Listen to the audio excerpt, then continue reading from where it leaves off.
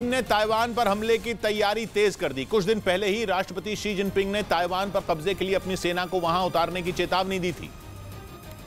और अब खबर है कि दक्षिण चीन सागर में चीन की सेना ने बड़ी ड्रिल शुरू कर दी, जिसके जरिए चीन ने एक बार फिर ताइवान और अमेरिका को अपनी ताकत दिखाने की कोशिश की। दावा किया गया कि इस ड्रिल में चीनी सेना के कई घातक जंगी जहाजों और लड़ाकू विमानों ने दुश्मन पर हमले की ट्रेनिंग की।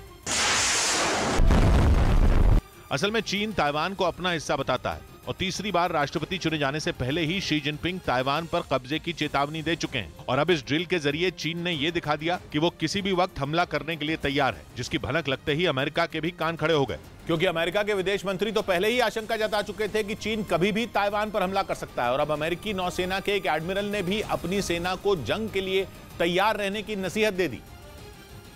और दावा किया गया कि इसके बाद ही अमेरिका ने भी चीन पर नकेल कसने के लिए अपनी महाविनाशक nuclear submarine USS West Virginia को अरब सागर में तैनात कर दिया, जो परमाणु बम से लैस मिसाइलों को दागने में माहिर मानी जाती है।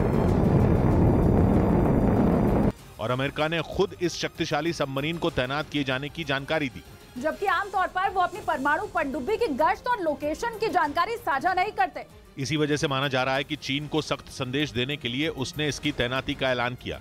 क्योंकि यूएसएस वेस्ट वर्जीनिया सबमरीन परमाणु हमले के लिए बनाए गए अमेरिकी सेना के न्यूक्लियर ट्रायड का अहम हिस्सा है,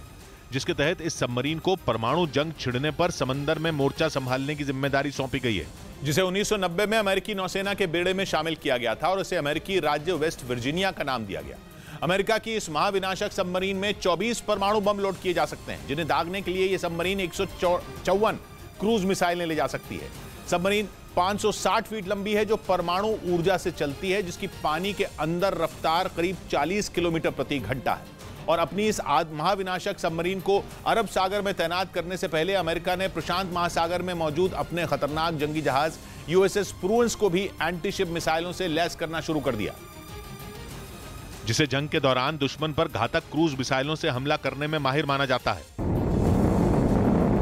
क्योंकि अमेरिका भी ये जानता है कि जंग छिड़ने पर उसे चीन को रोकने के लिए समंदर में मौजूद उसके जंगी जहाजों पर लगातार बमबारी करनी होगी। और उसका युद्धपोत यूएसएस प्रूडेंस तो गाइडेड क्रूज मिसाइलों से दुश्मन के ठिकानों को तबाह करने के लिए ही जाना जाता है, जिसकी मदद से एक के बाद एक 96 घातक मिसाइलें दागी जा सकती हैं। और ये एंटी सबमरीन रॉकेट भी दाग सकता है। साथ ही इसमें नजदीकी हमले के लिए तोप और मशीन गन भी तैनात रहती है। मतलब ये कि अमेरिका भी चीन को ताइवान पर हमले के लिए आमादा देखकर उसके आसपास समंदर में मौजूद अपनी नौसेना के बेड़े को मजबूत करने में जुट गया।